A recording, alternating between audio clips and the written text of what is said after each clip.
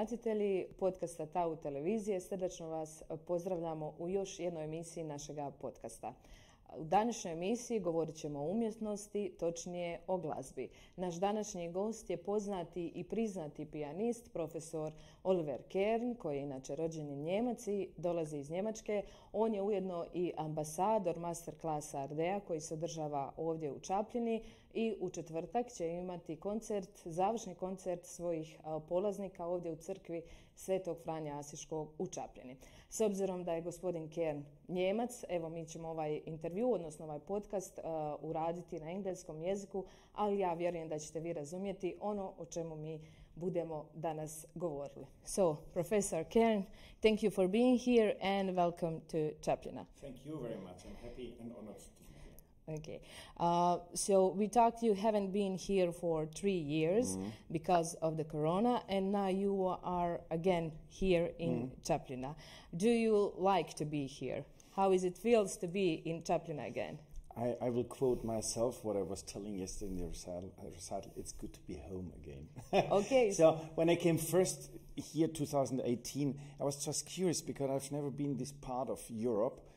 And when I came here, I was so overwhelmed by all the heart of all people, starting from Familia, obviously he's the heart of everything, but everybody has such an open heart, and people notice I give everything when I'm here, and so there started something very, very special and unique between all the people, between the students and me, and I was happy to return back immediately a year later, and then, as you told, COVID came.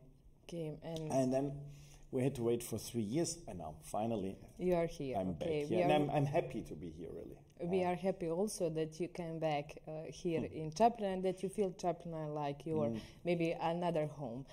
You had your recital here in Church of St. Francis of Assisi. So in this time of modern technology, of different kind of a music, if we may say that all these things that we hear now are music, is it hard to play classical music on piano? Yes. short answer. I can answer in many ways. The students notice how hard it is on different levels to play well, and not in a technical way, not in memorizing, but to give all things of interpretation. It's hard. And why I say yes in a funny way, because before modern technology, you could just go wherever you think nobody knows you. I give you one example. A couple of years ago, I was for 3 times I was in Myanmar, Burma, Birmania, so. Yes. And I had to play there, and I thought, okay, here nobody knows me. So it was a hall of 300 people, and there were 800 people, and when I started, 800 smartphones came up, and I thought, oh no. So you can't hide. Returning to yesterday evening, of course, I was happy to offer a concert here, but in an egoistic way, I wanted to try new pieces as well. And when you hear then it's live stream, then, because then you're not local people. But this is part of it. I'm happy to transport my ideas of music to people directly in church, which is best, but there are some people listening in Germany, in Austria, and Italy. This I know because I gave the link. Yeah, but so I hope somebody here in Bosnia, Herzegovina, in Croatia, wherever, and this is a good part of it. But you never know before the concert. So this is a tricky part. Yes, it's a tricky part, as you have said, you cannot hide, but maybe the good part of this modern technology is, for example, I wasn't able to be at your recital, but I saw it on the podcast, and it was very nice to hear classical music in our small town. So you have a great audience. Here in Čapljina, it is not a large amount of audience, not many people. As you said, you were you had audience of 800 people. We are a small town, but are you satisfied with the audience here in Čapljina? Of course, and it's a tough audience because it's my students. As teacher, it's very easy to say bam, bam, bam. But when you play and they watch you, it's tricky to make fun a little bit out of it, or to say it in a rude way, as one professor told me. Sometimes there are 1,000 idiots in a hall, but 10 people sometimes can understand more. I remember there was a concert in the woods in Bavaria, and it was like 20 people But there was one person, he was a friend of Stravinsky, and I thought, I understood after, you never know. You never know. Who is in the audience? Yeah, you never know. But anyway, you play for yourself, you play for the audience, but you play in the responsibility of the composer. So the quantity does not change. Of course, it's nicer to have a full hall, but atmosphere yesterday was very nice. So I liked. Yeah, and we are glad that you are satisfied with the audience here in Čapljina. I have read that you have started playing piano when you were 5, just a young boy. How was it to play piano at that age? How did your childhood look like? I can give you a funny answer. So we had a piano at home, and it was not just to put beautiful flowers on it. So piano was used. And what my parents told me, I don't even remember. My pa, he was playing piano and he was teaching piano. And as a small child of 2 or 3, I came to the lessons, but I went under the piano and I fall asleep. But something made me attract to the piano. So I started piano lessons, I think 5, at home with my parents. But I wanted to do official. So as the other students came from outside ringing the bell, I wanted to do it. I did not come from my room to the piano. I went outside, I rang the bell. So it was a bit with 5 and 6, but of course it was a game a little bit. But then with 6, 7, I went to small competition. And when I got directly a small first prize, it was not important, But there's some interest grow, and it went up. Okay, so your family is a musical family, as you said. So that's kind of a way, some kind of a ground where you started with your love for piano. Yes, my brother is violinist in Munich Opera, for example. So my father now, he's retired and he plays piano all day. And I'm reflecting a lot. I was based on a musical family, and of course a boy, when it's sunshine out, he wants to play football, go out and have fun. And having this, then sometimes I got a little bit pressure, of course, to practice more. And I didn't like that all the time. Today I'm happy. And I have full respect really for people who go against the will of their family, who are not interested in culture. They think it's lost time and lost money. If they do that, I have full respect. I have one biography as everybody. In my case, I had the help of the family. But once again, some of my students do not have, and chapeau, really full respect for us. If you have a strong will that you go against your family to do that, wow. Okay, so that is some kind of dedication for music and for playing piano. So in one way, playing piano, or you are a pianist, that is not just your profession, that is your way of living. So you said that sometimes it was a pressure to practice all day. Do you feel that pressure today? Does it come sometime to you? Oh, today I don't want to play piano, I just want to rest. Sure, who is? But the pressure is another pressure. The pressure is the next concert is coming here, you're not well prepared enough. So that's the pressure. Now, of course, I grew up and then this changed with times. But like in every profession, there are days which are better or not better, and you want or not, or you do something and it goes alone, or something you can do what you want, it just does not work. That's normal, I think, in every profession. But as you say, it's my life. What I like in German language, there's many things I do not like in German language, but we have a word which is Beruf, that's profession, job. Yes. But we have a very closed word, Berufung, and it's the evocation.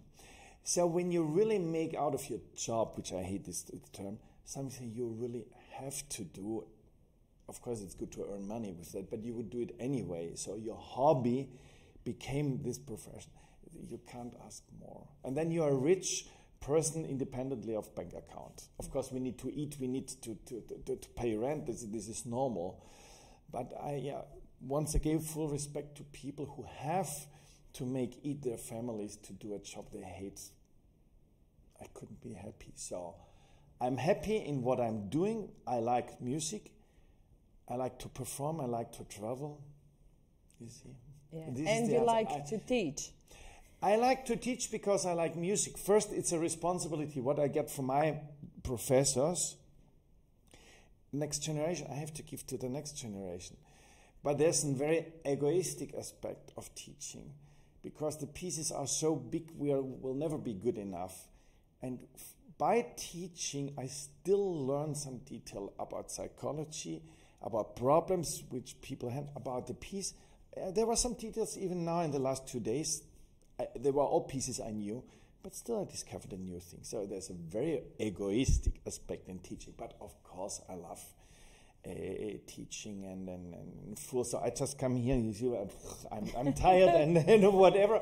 But it has to be like this. Yes. If I'm, as I told you before, after I started 9 and I finished 7 and there was 45 minutes in between, if I'm not tired, something I did not do right, I think. Yes. And the same, the students gave their best, so I'm coming here. I think that's not my way of teaching. Okay, so you want to give them your best of your knowledge and your playing. You have been working with students of this master class that they are here in Čapljina for years. How do you motivate them to be a better musicians? Okay, what do we need to have, or some student, to be a good musician? Okay, is it just a practice? Something like people, when people ask, let's say, football players, do you need more talent or more practice? Okay, so for a musician, can you be a good musician without your soul, your heart? Or can you be a good musician only practicing? Do you need both things to be, let's say, in a good way, a knowledge in your community, in the world, in your profession, with your professors and... It's a good question, but I think it's the same question for any kind of what you're doing. If you have no talent, probably you don't have an interest. And then it's hard, but you can reach a very high level. For me, the crime is when you have huge talent and maybe you don't use it, or you're lazy, or worse, you have a bad teacher. This is a crime. What I'm thinking, you go on the street and you see 1 million people, and maybe we could have a talent in something we even don't know. You, me, maybe I could be a huge talent in I don't know what, but as I've never met this occasion for whatever, I don't know. I think there can be a waste. But if you know your talent and you don't use it, then it's a waste. And as we have in the church, and maybe a waste of talent, maybe a waste of a gift in a religious way. So there's a responsibility, but the second responsibility is to the composer. And now we get closer to the topic, and this is really important. The keyword is music.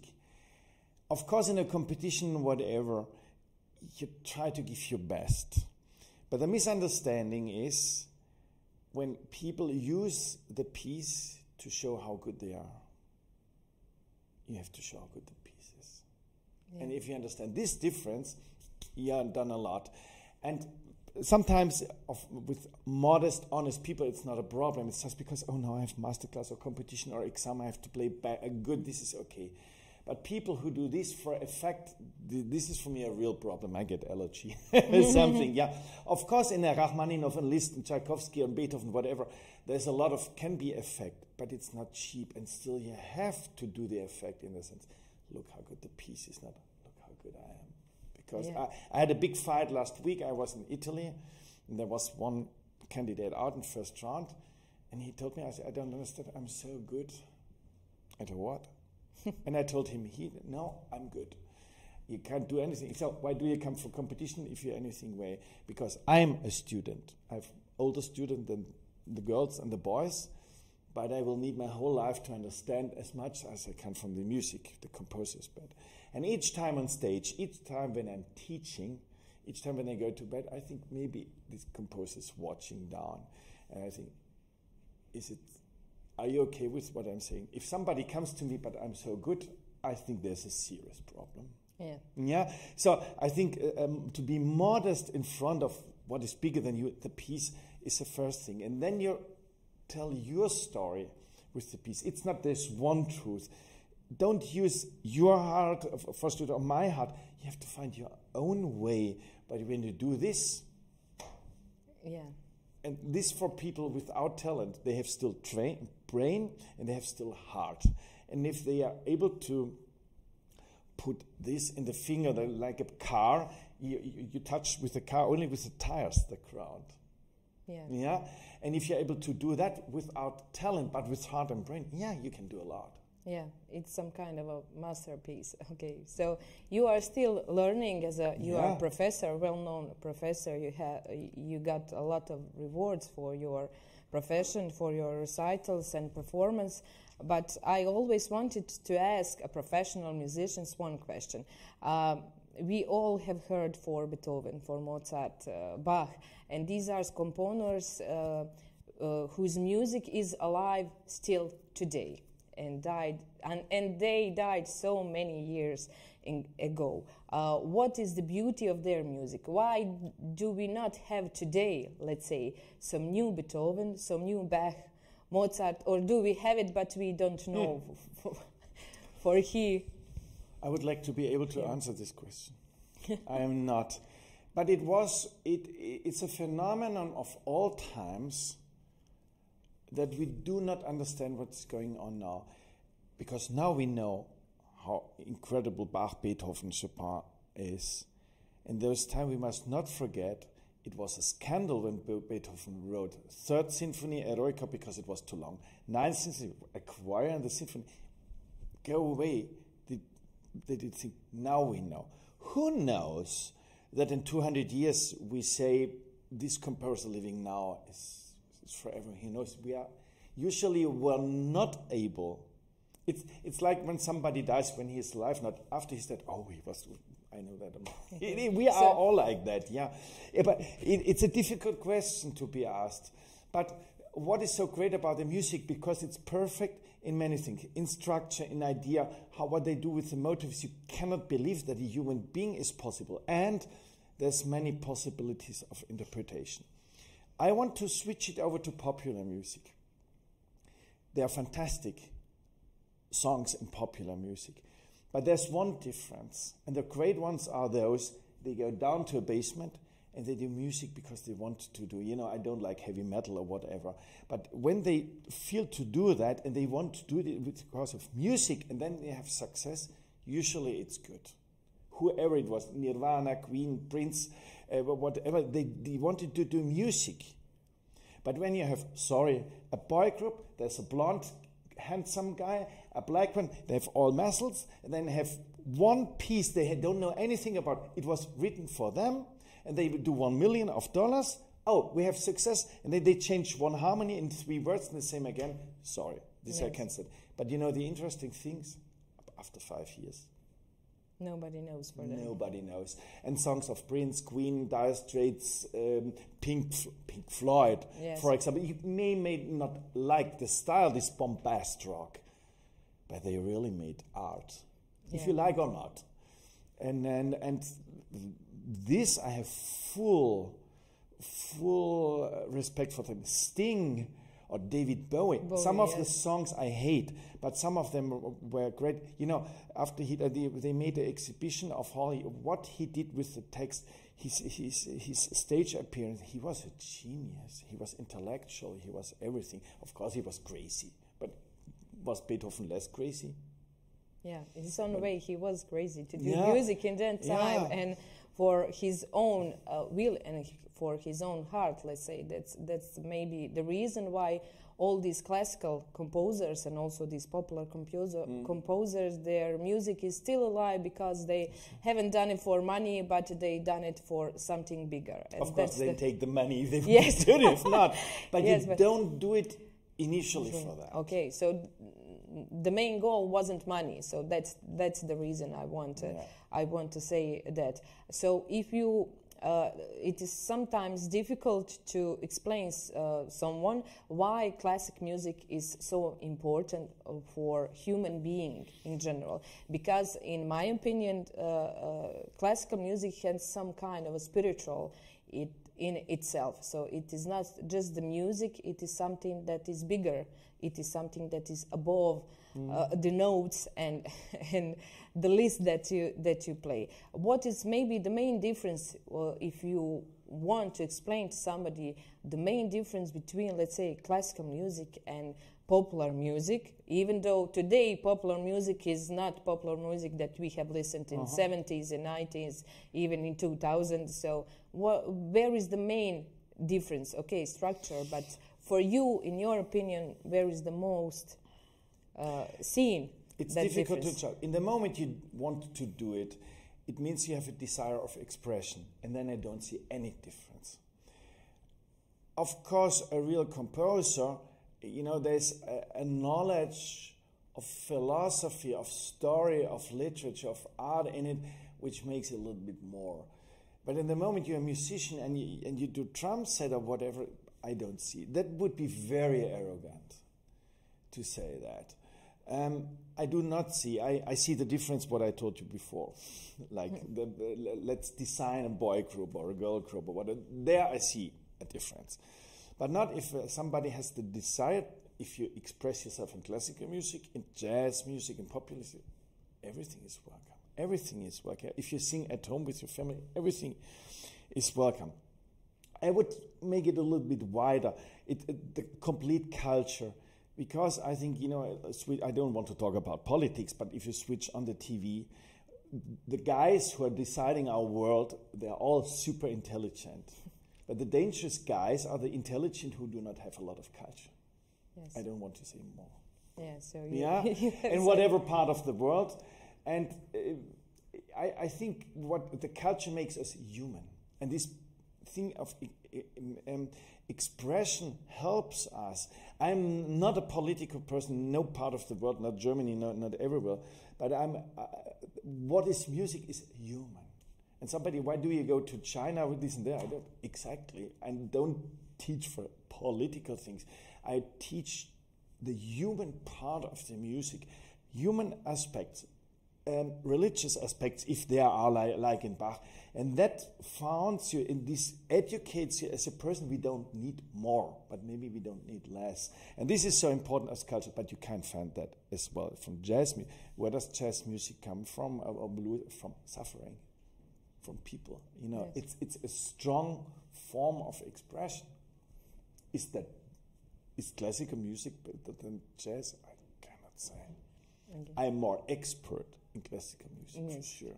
When you look back your education in this classical music and playing piano, and when you look today, what would you change if you would change something, let's say, in your education, or maybe something that your students have today and you didn't have while you were studying and playing? Like everybody, I've made so many mistakes in my life. And some I regret, some are part, and I'm here, you know, maybe without any mistake I would not be here, but with more mistakes I would not be here. I'm here now and I'm happy to be here. I have made mistakes in my career, for sure. And sometimes I regret that, but I think I'm still a privileged person because I can do what I want and I can make my living out of that. I have a good job both as pianist and as teacher. So if I could have, so what? We make it because making mistakes is one thing, same in music. Repeat mistakes is another thing. And if I would have understood when I was 15 how much I will love music, probably in the age between 15 and 18, I would have practiced differently. I would have chosen other ways. I made one big mistake of choosing a university. It's not important, which I did not go there. But so what? Yeah, but you are still professor now. You're still playing I'm happy. And teaching others. Yeah, but you know, maybe I would have been a higher career and I would have been more money on my bank account, but would I have been happier? You know, I can't ask because I have one life, and of course I would. Maybe I would have, you know, maybe I've had let's say I would have a sports car, but then I went against the tree, so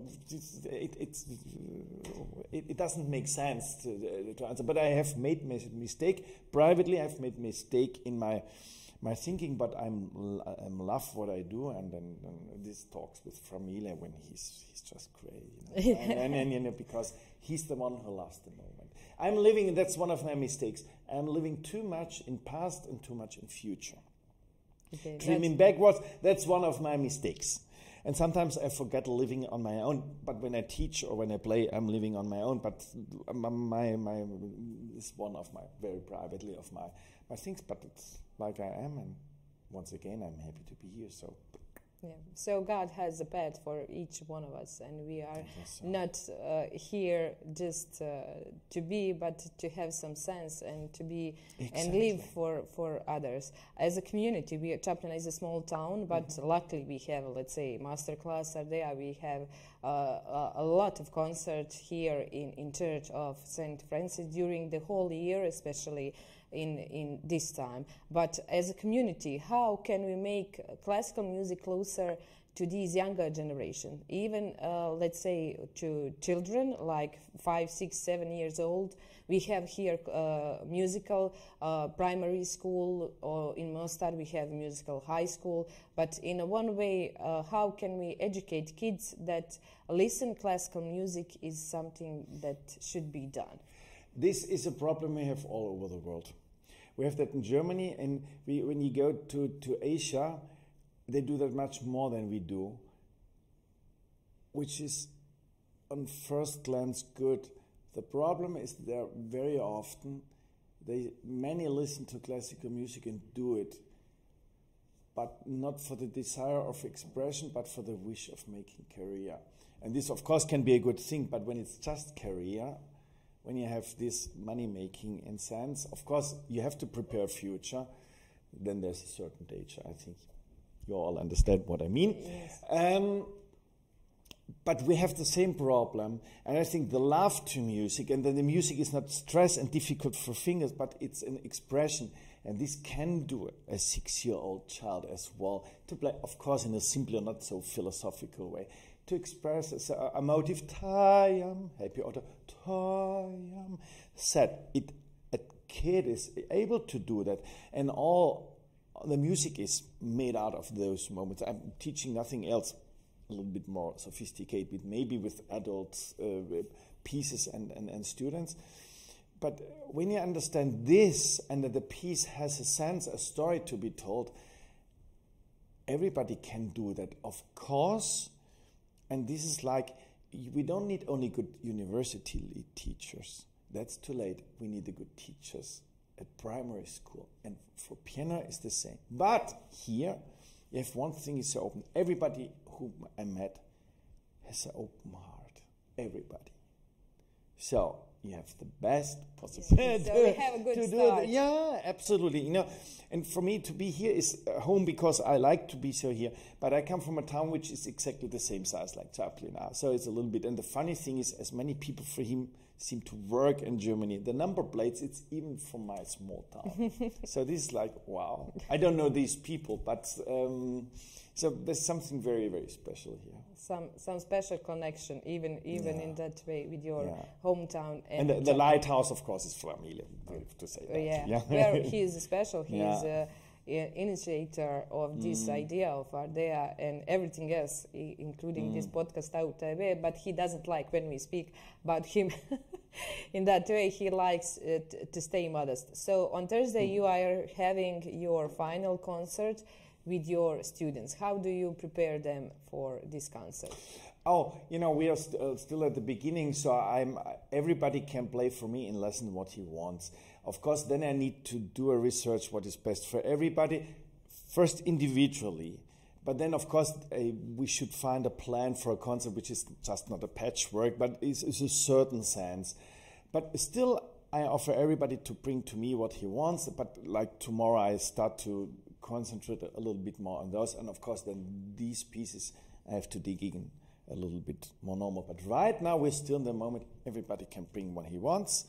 And, you know, everybody has, this is the good thing when it's not too many people. Everybody can has in 1 hour every day. And it's up to them, but we speak together. What is better for you? Each day a different piece, or maybe sometimes a different piece, but for double check. You know, I can't expect perfection, but I want to see what happens in 3 days. Is the road is the right one? And then made to give my still a little bit, or to correct. And this is a good thing when we are compact. A group, but this is individually different. So in 2 or 3 students' case, I know already exactly what they should play, or because they need it. And then in other, not yet, but we have time. So. Yeah, so you will make one truly beautiful musical story here on Thursday in church. The students will play that. Okay, so you will prepare your students and help them to do the best of themselves on Thursday on these concerts, and to do some of the biggest and the most beautiful pieces of music here in church. What is maybe the best advice you can give to your student? To forget the notes, to forget everything I told, and to express themselves. It's easy to say when you're nervous, but it's really, I want their heart. They not because there's a teacher from Germany coming. It's not they have to take the heart of Oliver Kern. I want them to be able to express their own ideas. Because if now, let's say there's a young Asian girl, so I'm older, she would be younger. I'm man, woman, European, Asian. Why should we think or feel the same?